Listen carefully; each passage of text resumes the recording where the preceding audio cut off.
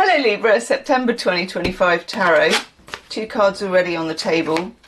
We've got the 7 of Cups and we've got the 8 of Cups.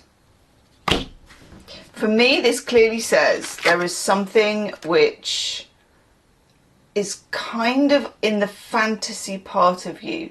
You don't know if it's real or not. You don't know if it's smoke and mirrors, and you don't know if it's really happening. So this could be about how you feel about something, how somebody feels about you, how you fit into something or don't fit into something. So as a Libra, you have, even though you're an air sign, you do have this wonderful sense of intuition. You're ruled by Venus. So there is a lot of feeling involved, but there's also some decisions that you need to make. Now, interesting that you get the 7, because the 7th of September we have a lunar eclipse in Pisces. And it doesn't get more swirly and Neptune-y than that, okay? So there's something about choosing. There's something about your emotions being a bit all over the place. But there's also something very emotionally important. And it could also be that if there are things that you need to know about a situation that have been hiding or covered up or just not able to be seen, that they will come to light. So this can be people confessing something, revealing something, you saying something. It can be a big emotional talk with somebody. It can be a situation coming to a head, and we'll have a look and take some more cards for it. Once we get to the next card, which is the 8 of Cups, so we've moved on from the 7 to the 8, this is Saturn in Pisces. And Saturn is in Pisces from the 1st of September as well. And this is about any part of you that is trying to convince yourself of something, or maybe gone along with something.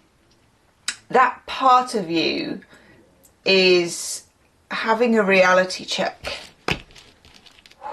That's quite a lot to be dealing with. This full moon lunar eclipse in Pisces is a lot for everybody. I am a Pisces and I still think it's a lot. So, okay. Something, for some of you may be feeling that something is like beyond your control, or it's out of control, or it feels difficult, it feels hard to grasp. You can't see the edges of it. You don't know where you stand with it. God. Then we get the 7 of Cups, the Knight of Cups coming in. The Knight of Cups is a love offer, it's someone coming in, it's something coming towards you that is feeling based, but it's complicated. You know, very often when you get this card, it's just a lovely card to get because you're like, woohoo, Knight of Cups. You know, in you come with your cup, let's go. But this feels more just complex, like there's more to it, like it's not straightforward. This may have already happened, or it may be a further development from something you're involved with. If this is to do with work, this can be something else that's offered to you at work. But it's something that's very emotionally important to you. And that can vary from person to person. You know, where you sit might be really important to you, that you don't sit next to that really annoying person who sits over there and eats, you know, microwaves mackerel at lunchtime. Whatever is important is important. For many of you, this will be to do with love and relationships. So it could be to do with an important friendship. It can be to do with an important situationship, or something that's in the middle of those two in some weird grey area, or you know, your spouse, your partner, your person, your thing. So, 7 of Wands. Now, all my readings for you in 2025, Libra, have pointed towards boundaries. and you needing to find your line, your boundary with other people, whether that's in your love life, whether that's in your work life. It's going to go right across the board. Seven of Wands, Mars in Leo. You always get somebody who's coming out fighting. They're coming out swinging. They're ready to defend their turf. They're drawing a line. It's like, here I am. This is where I draw my line.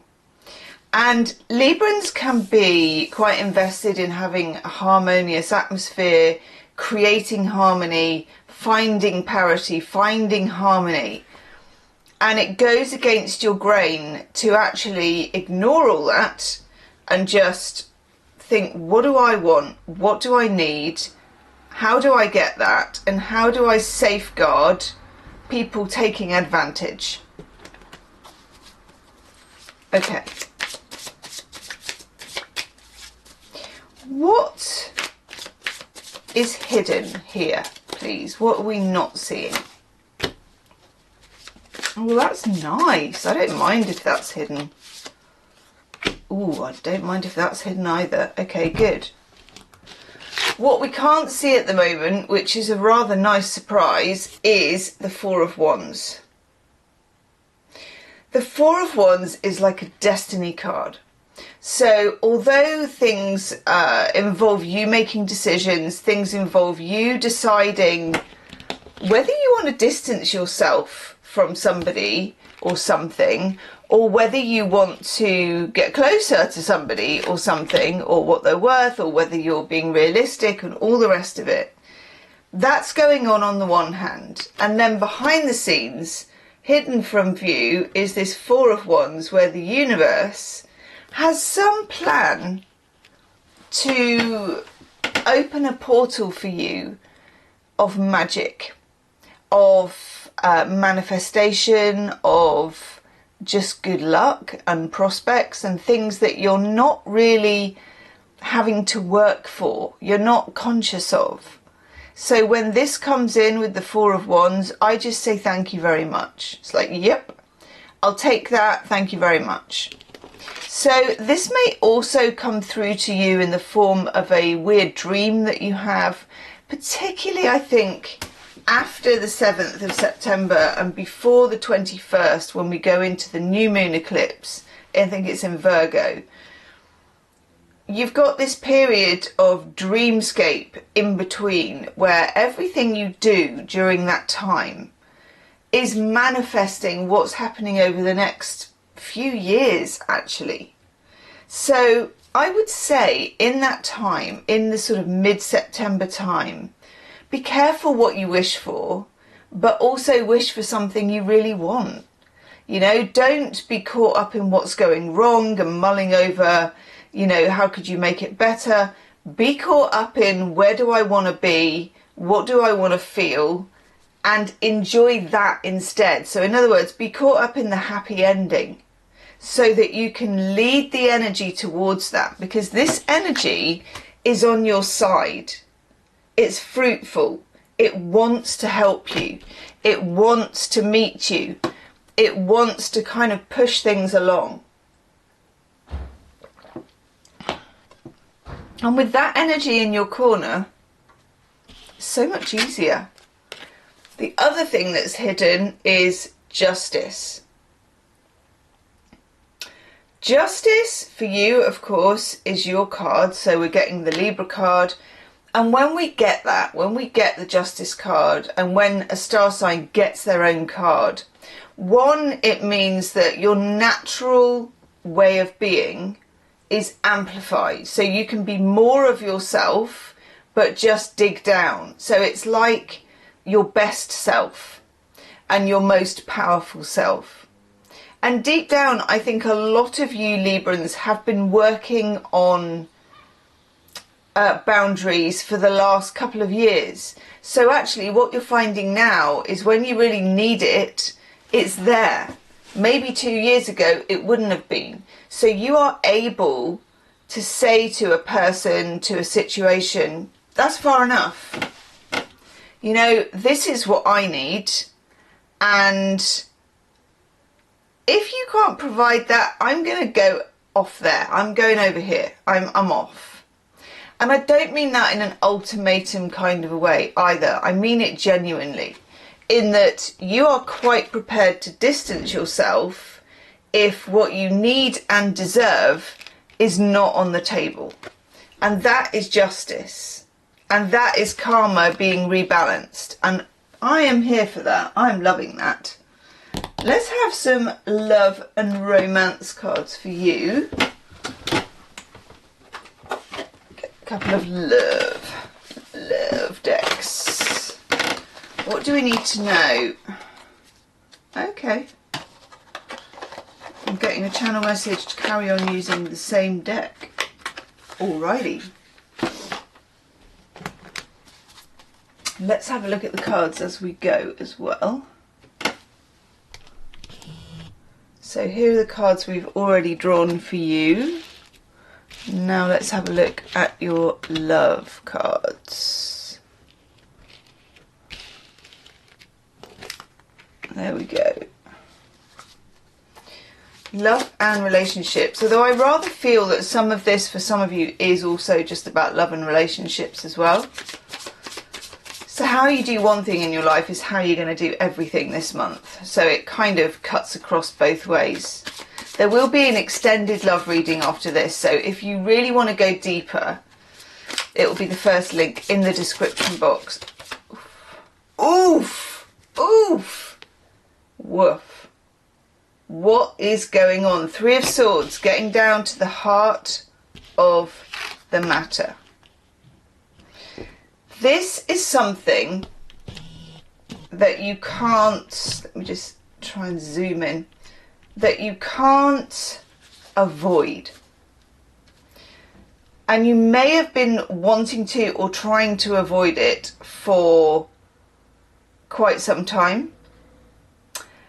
But this is something that wants to see the light of day. It wants your attention. It wants help. It wants to be seen and held and heard. So when it's the Three of Swords as well, it's usually something quite deep-seated. You know, it's not your everyday stuff. So it's something that wants a voice. Oh, I like this.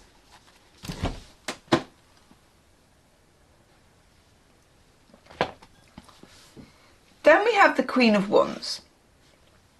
And this is you when you're in your full power.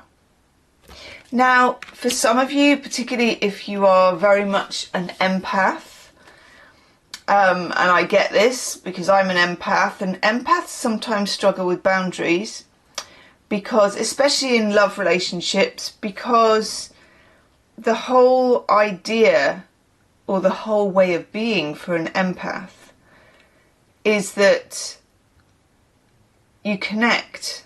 Like, there is no barrier between you and other people. And you can feel other people's energy. That's kind of how it works.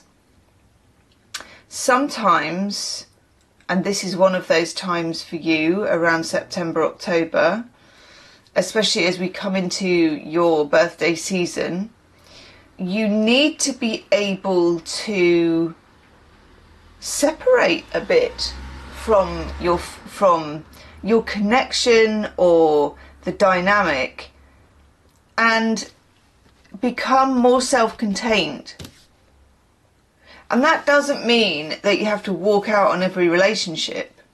It just means you're turning inwards because you need to know that you can process this, which may or may not have anything to do with the person you're in connection with at the moment, or the person you were last in connection with, or whatever. This is to do with a much more deep-seated, long-running issue. And the Queen of Wands and then the Empress, which is great because the Empress is all four queens put together, and the Queen of Wands is like the power queen. There's something here that, honestly, you've given all that you can give in a certain way, and it's time now to look up and say, I'm done with this. I'm open to, I want to say I'm open to offers, but that sounds really flippant.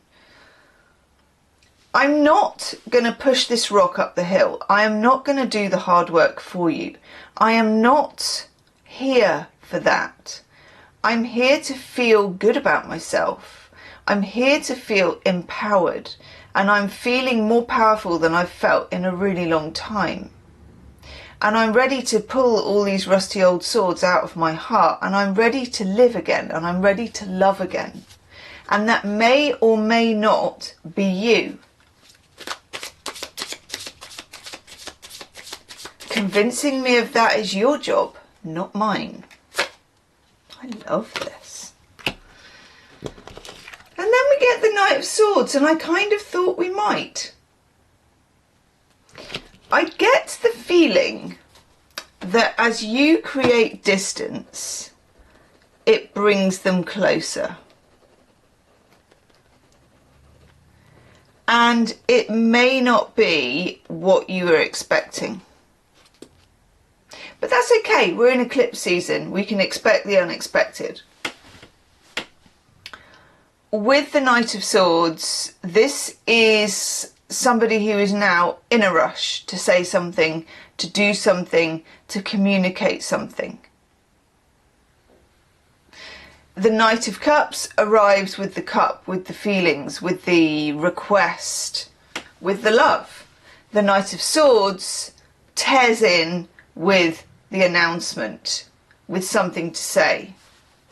I like the change in energy there, and you did not make that happen by trying. You made that happen by just returning to your own power and to being yourself and to being in your, because you are ruled by Venus, being in your divine feminine energy. Yes. Then we get the World card. I love this for you too, because this is like you are ending a particular cycle here. Confusion, lack of direction with something, emotional, I want to call it like scattiness, where everything's just all over the place, not knowing, feeling like you're the last to know, feeling a lack of clarity on something. You are closing that cycle. It's like the confusion shop is now closed and I am not taking any more orders. Okay, welcome to my world. You are changing your modus operandi, the way you interact with the world and with other people. And let me tell you now that anyone who is not for you will not be pleased by this change.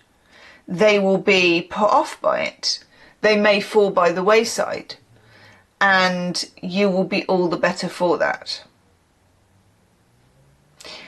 Anyone who is for you will come closer and be right on board, because you become a magnet for the kind of person you now deserve, and also who you are yourself.